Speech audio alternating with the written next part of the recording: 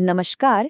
आज बात एक ऐसे मुद्दे की जो भारत की राजनीति में भूचाल ला सकता है, महिला आरक्षण। सवाल ये है कि क्या ये सिर्फ महिलाओं का अधिकार है या फिर इसके पीछे छिपा है एक बड़ा राजनीतिक भूकंप। चलिए इस पूरे मामले की तह तक चलते हैं। और देखिए, यहीं पे आकर मामला पेचीदा हो जाता है।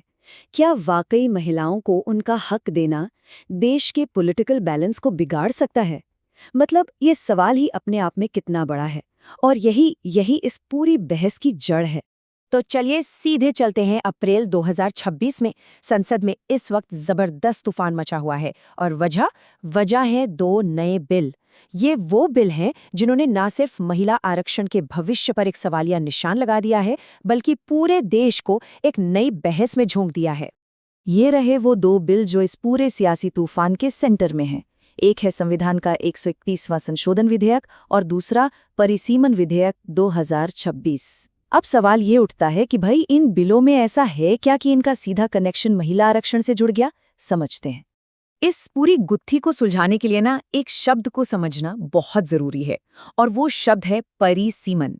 यही वो चाबी है, या कहें कि वो शर्त है जो सरकार ने महिला आरक्षण को लागू करने के लिए रख दी है। तो आखिर ये परिसीमन है क्या भला? तो देखिए, परिसीमन असल में ये एक प्रोसेस है। इसके तहत लोकसभा और विधानसभा सीटों की बाउंड्रीज को, मतलब सीमाओं को, लेटेस्ट जनगणना के हिसाब से फिर से खींचा जाता है। एकदम आसान भाषा में समझे तो ये तय होता है कि किस चुनावी क्षेत्र में कितने वोटर्स होंगे और उसका नक्शा कैसा दिखेगा। लेकिन सवाल ये है कि ये सब किया क्यों जाता है? भाई जरूरत क्या है इन बाउंड्रीज को बार बार बदलने की? इसके पीछे एक बहुत बड़ा डेमोक्रेटिक आइडिया है, एक वोट एक मूल्य। यानी कोशिश ये होती है कि हर नागरिक के वोट की कीमत, उसकी ताकत लगभग बराबर हो।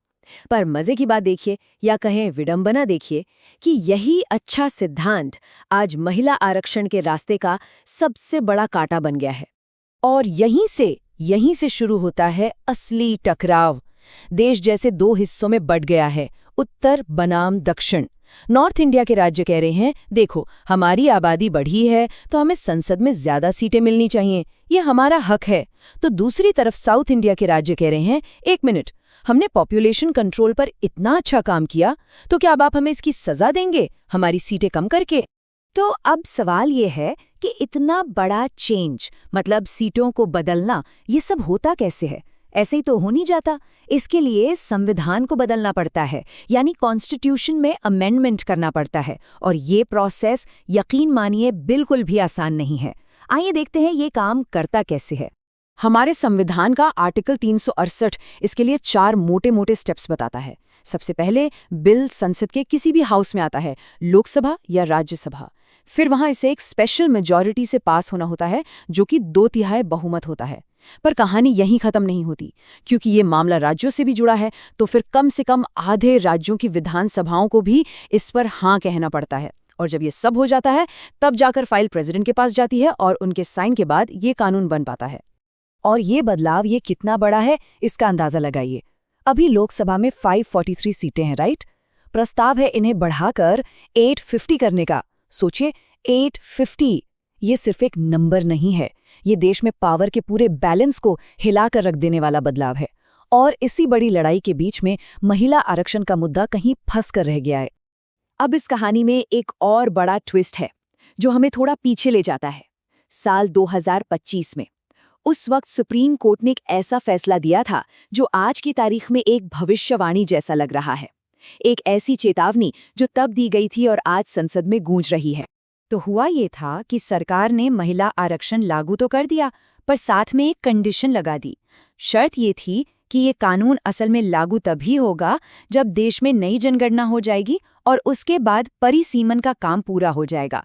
बस इसी कंडीशन को कोर्ट में चैलेंज किया गया और मामला पहुंचा सीधा सुप्रीम कोर्ट। और तब सुप्रीम कोर्ट ने वो बात कही जो आज इतनी रेलेवेंट हो गई है। कोर्ट ने साफ साफ वार्निंग दी कि अगर परिसीमन बिना सोचे समझे और बिना सही सेफगार्ड्स के किया गया तो ये भारत के एक समान चुनावी ढांचे को अस्थिर कर देगा। ये बहुत बड़ी बात थी। कोर्ट ने अपनी वार्निंग में 3 बड़ी बातें हाईलाइट की। पहली, कि ये उन राज्यों के लिए सजा जैसा होगा जिन्होंने पॉपुलेशन कंट्रोल में अच्छा काम किया है। दूसरी चिंता ये थी कि इससे संसद में कुछ गिने चुने बड़े राज्यों का दबदबा बहुत ज्यादा हो जाएगा। और तीसरी और सबसे बड़ी बात कि इससे भारत का जो फेडरल स्ट्रक्चर है, मतलब केंद्र और राज्यों के बीच का जो नाजुक बैलेंस है, वो खतरे में पड़ सकता है। तो घूम फिर कर हम वापस आज पर आते हैं। ये पूरा मामला अब सिर्फ एक कानून का नहीं रहा, ये बन गया है उत्तर बनाम दक्षिण की लड़ाई। एक तरफ है प्रतिनिधित्व का सवाल और दूसरी तरफ है देश के फेडरल बैलेंस को बचाने की चुनौती, और इन दोनों पार्टों के बीच में पिस रहा है महिला आरक्षण का कानून। तो आखिर में इस पूरे मुद्दे के दो पहलू सामने आते हैं। एक नज़र से देखें तो ये महिलाओं को उनका वो अधिकार देने की बात है जिसका वो दशकों से इंतजार कर रही हैं, ताकि डेमोक्रेसी में उनकी आवाज़ और मजबूत हो। लेकिन सिक्के का दूसरा पहलू भी है। विपक्ष का ये सीधा आरोप है कि महिला आरक्षण की आड़ में असल में देश का पूरा पॉलिटिकल मैप ही बदलने की एक बड़ी कोशिश हो रही है। और यहीं पर आकर हम एक बहुत बड़े सवाल के सामने खड़े हो जाते हैं। एक तरफ है न्याय, दूसरी तरफ है संख्या के आंकड़े और तीसरी तरफ है देश की एकता। भारत इन तीनों के बीच बैलेंस कैसे बनाएगा? ये वो सवाल है जिसका जवाब ही हमारे देश का आने वाला कल तय करेगा।